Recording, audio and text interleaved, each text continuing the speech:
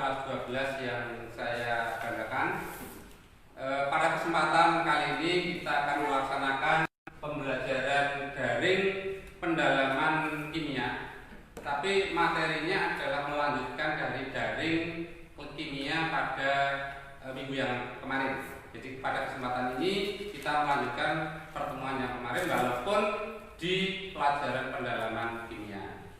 Pada pertemuan yang kemarin sudah kita sampaikan tentang konsentrasi, sudah kita bahas tentang konsentrasi molaritas, sudah kita bahas konsentrasi molalitas, dan sudah kita bahas konsentrasi fraksi mol. Di mana ketiga konsentrasi itu nanti yang dipakai untuk membahas materi sifat koligatif larutan. Sifat koligatif larutan ada 4. Yang pertama adalah penurunan tekanan uap, yang kedua adalah kenaikan titik didih, yang ketiga adalah penurunan titik beku, dan yang keempat adalah tekanan osmosis. Baik, kita bahas dari kali ini adalah untuk yang penurunan tekanan uap. Penurunan tekanan uap kita lambangkan dengan delta P. Kita berikan gambaran ilustrasi. Ini adalah pelarut murni. Biasanya yang dipakai pelarut adalah air. Kita lambangkan P0. Kemudian yang di sebelah kanan ini adalah larutan gula, yaitu air yang ditambah dengan gula. Kita beri lambang P. Di sini gambar molekulnya ada 2. Yang lingkaran kosong adalah gambar dari molekul air atau pelarut murni, sedangkan yang lingkaran hitam adalah gambar dari molekul gula. Ya. Perhatikan untuk anak-anak semuanya. Apabila kedua gambar atau kedua gelas ini kita berikan tindakan yang sama, yaitu dengan cara kita panaskan, kita lambangkan dengan panas ke atas. Yang gelas kedua juga kita panaskan dengan panas yang sama. Maka pada pelarut murni ini akan terjadi gerakan molekul ke atas. Terjadi gerakan molekul ke atas, terjadi gerakan molekul ke atas, terjadi gerakan molekul ke atas. Nah ini kalau gelas kimia ini kita tutup, maka seperti kalau kita masak air, kita tutup maka nanti tutupnya akan bergerak. Kenapa bergerak? Karena ada tekanan dari bawah. Ya. Nah sementara kalau yang gelas kedua, yaitu air yang kita campur dengan gula atau larutan gula, ini juga akan sama, akan terjadi pergerakan ke atas untuk molekul airnya. Hanya saja karena di sini ada molekul gula, maka gerakan molekul air ini akan terhambat oleh molekul gula. Seperti ini tidak bisa gerak ke atas karena terhambat. Kemudian seperti yang bawah lagi, ini mau gerak ke atas terhambat lagi ke sana. Paling ini hanya bergerak ke atas. Ini mau gerak ke atas terhambat lagi oleh molekul air. Kesimpulannya apa? Bahwa tekanan yang dihasilkan oleh air plus gula atau larutan gula itu mestinya lebih kecil daripada pelarut murni. Sehingga bisa ditarik suatu kesimpulan bahwa tekanan pada pelarut murni itu lebih besar daripada tekanan pada larutan gula. Kenapa lebih besar? Karena gerakan molekul air tertahan oleh molekul gula. Oke. Berarti kita simpulkan bahwa besarnya P itu lebih besar dari besarnya P0 itu lebih besar dari besarnya P. Sehingga bisa kita tulis bahwa besarnya delta P sama dengan P0 min P. Ini rumus penurunan tekanan uap yang pertama. Jadi besarnya delta P sama dengan P0 min P. Oke, kita lanjut. Menurut Raoul, bahwa besarnya penurunan tekanan uap delta P itu ditentukan oleh fraksi mol zat terlarut XT, sehingga delta P sama dengan P0 kali XT. Ini menurut Raoul, delta P sama dengan P0 kali XT. Kita sudah dapatkan rumus penurunan tekanan uap yang kedua. Kemarin pada waktu kita membahas fraksi mol, bahwa fraksi mol zat terlarut XT sama dengan NT dibagi NT plus NP. Berarti kalau kita mencari fraksi mol pelarut, berarti NP sama dengan NT Ini NT terlarut, ini NP terlarut. Perlu ada anak-anak ketahui bahwa XT ditambah XP itu sama dengan 1. Sehingga kalau kita mencari nilainya XT berarti sama dengan 1 min XP. Nah, persamaan XT sama dengan 1 min XP, persamaan ini kalau kita substitusikan, kita masukkan ke persamaan roll, ke XT-nya roll, maka didapatkan delta P sama dengan P0, XT-nya kita ganti 1 min XP. Jadi delta P sama dengan P0 kali 1 min XP. Ya, kita sederhanakan, berarti nilainya delta P sama dengan P0, P0 kali 1, P0 kali min XP, berarti min P0 XP. Nilai delta P Anda lihat di persamaan yang pertama. Ini delta P yang pertama ini kita terjunkan ke bawah, kita substitusikan, berarti kita dapatkan P0 min P sama dengan P0 min P0 kali XP.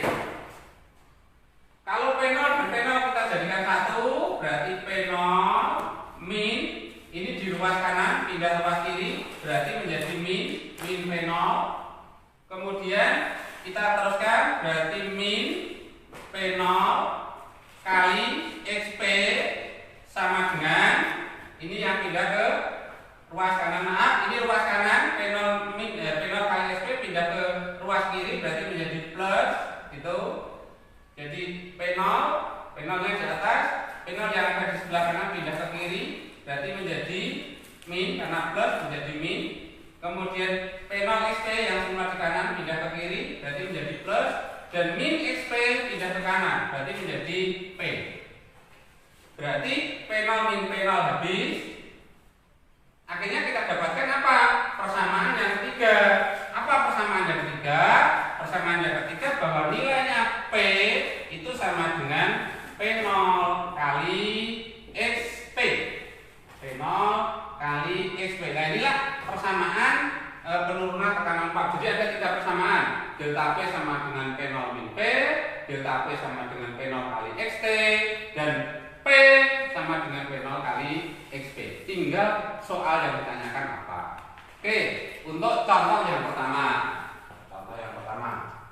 Tentukan penurunan tekanan Pak larutan urea 60%. Maaf, tentukan penurunan tekanan Pak larutan urea MR-nya 60 sebanyak 12% massa. Saya tambahkan sebesar 12% massa. Jawab. Oke. Karena yang ditanyakan adalah penurunan tekanan Pak, berarti kita mencarinya adalah delta P. Delta P sama dengan, kalau ini 12% massa urea, itu artinya yang 12 bagiannya, 12 bagian massa berarti 12 gram, itu adalah urea. Jadi kita pakai persamaan delta P sama dengan P0 kali XT. Ya.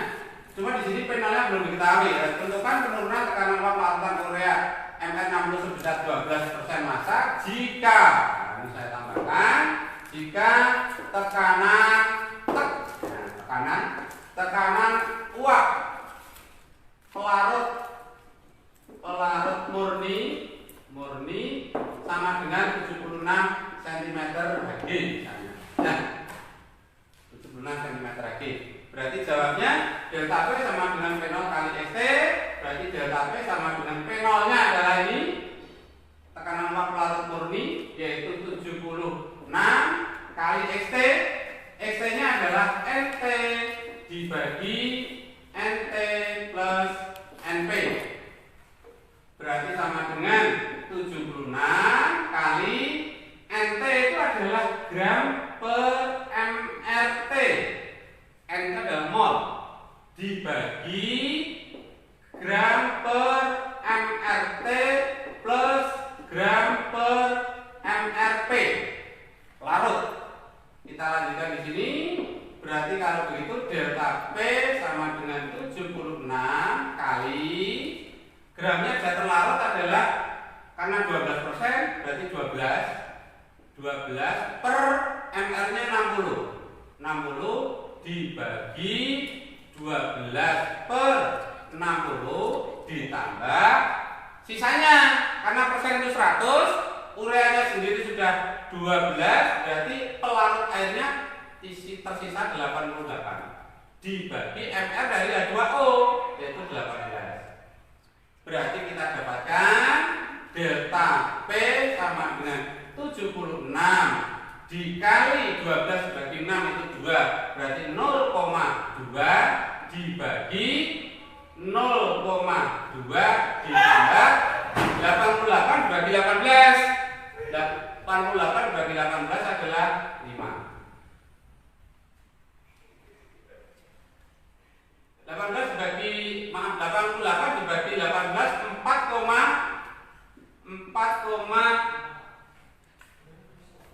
4,8, sekitar 4,8.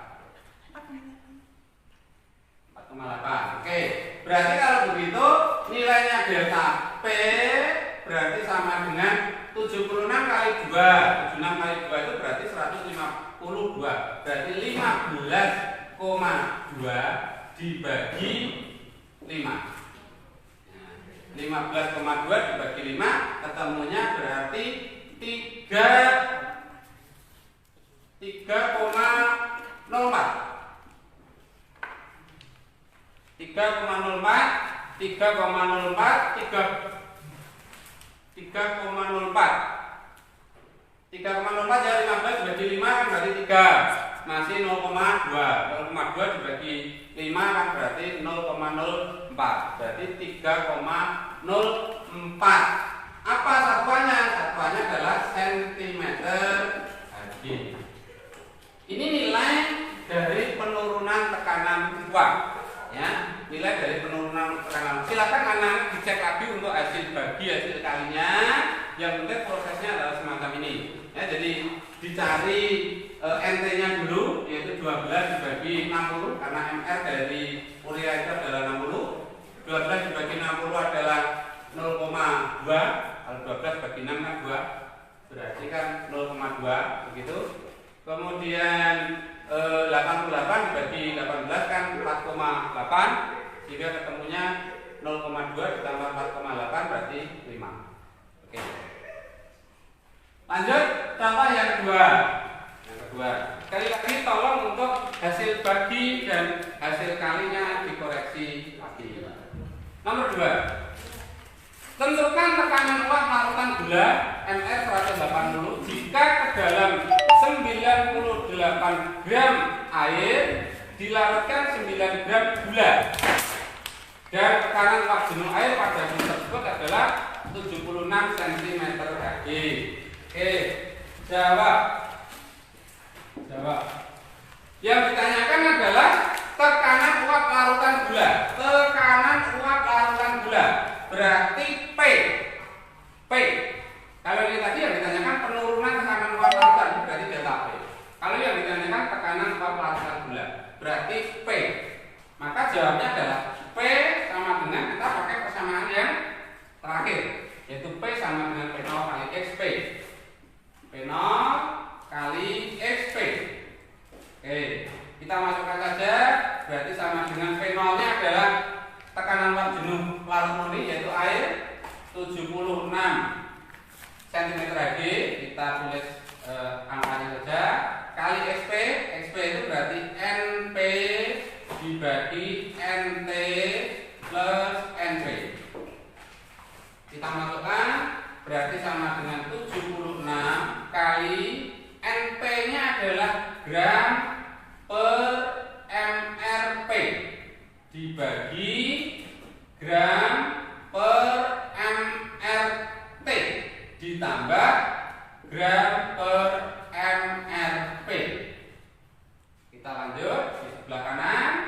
Ini berarti kalau begitu P sama dengan 76 kali gram per mRP. Di sini pelarutnya adalah air. Gramnya berapa? 9. Berarti 9 per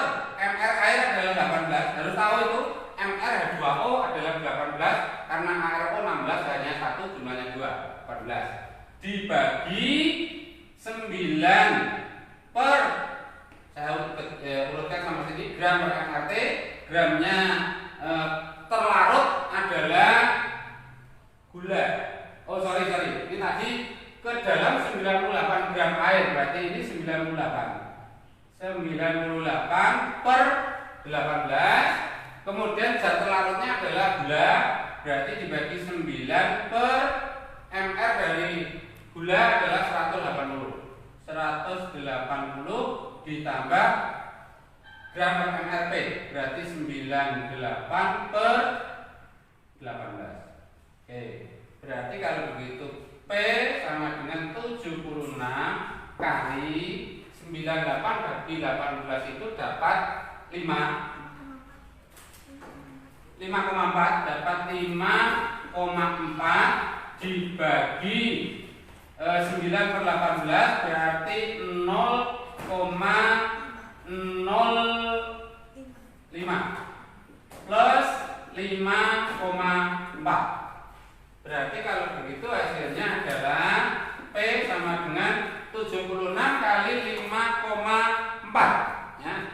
76 kali 5,4 hasilnya adalah sekitar 410,4 ya, 410,4 dibagi 5,405.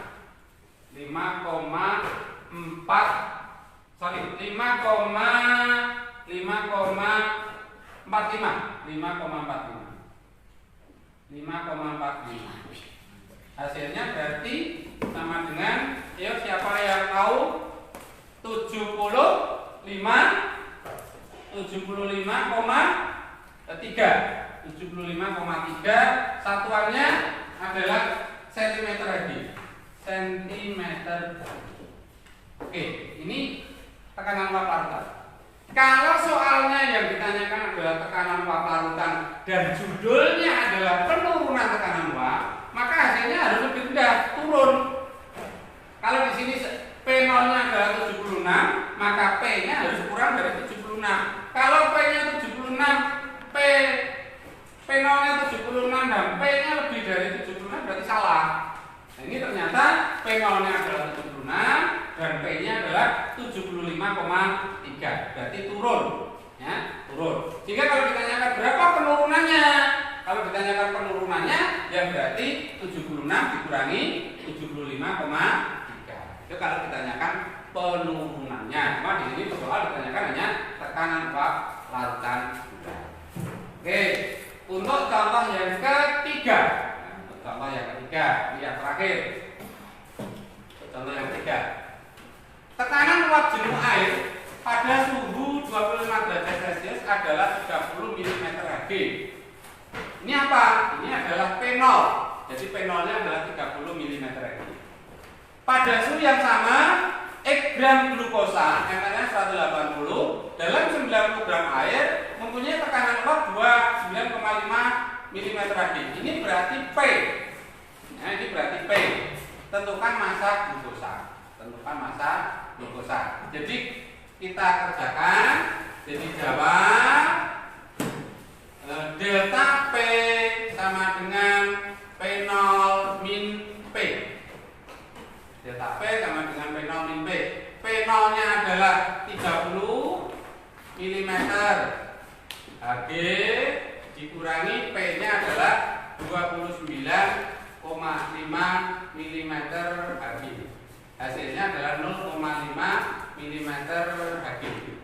Ya, ini untuk delta P-nya. Nah, setelah ketemu delta P, kita masukkan ke persamaan delta P. Ini saya, nah, biar tidak terganggu. Delta P sama dengan P0 kali XT. Karena yang ditanyakan adalah massa gram zat terlarut. Berarti delta P-nya adalah 0,5 sama dengan P0-nya adalah 30 kali NT per NT plus NP. Berarti 0,5 min sama dengan 30 kali, karena yang ditanyakan terlarut masih berupa NT saja, NT per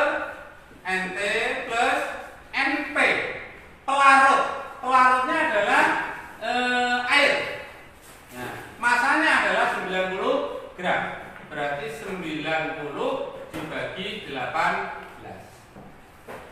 Ya, 80 bagi 18, 90 bagi 18. Berarti kalau begitu 0,5 sama dengan 30 kali NT dibagi NT plus 90 dibagi 18 adalah 5. Kita laksanakan perkalian silang. Berarti 30 kali NT sama dengan, ini perkalian silang, berarti 0,5 kali NT berarti 0,5 NT, ini sama dengan ya, saya silang, 0,5 kali 5 berarti plus 2,5.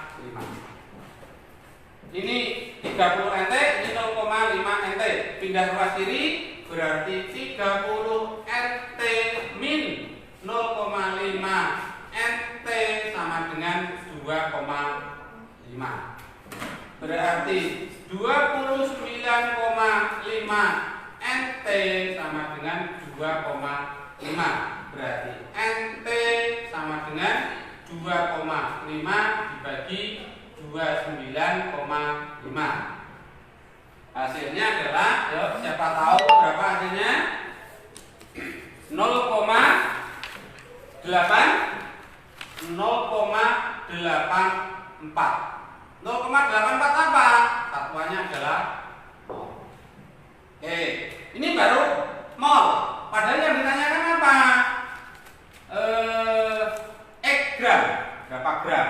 Oleh karena itu dari mol ini ke atas kita masukkan ke dalam persamaan NT sama dengan gram per mRT, di mana N-nya adalah 0,84, berarti 0,84 sama dengan gram dibagi mR dari terlarut. Terlarutnya apa? Terlarutnya adalah glukosa, yaitu mR-nya 180.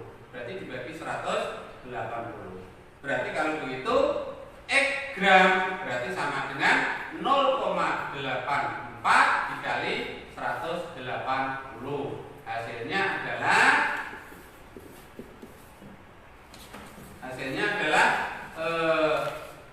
sekitar 180,8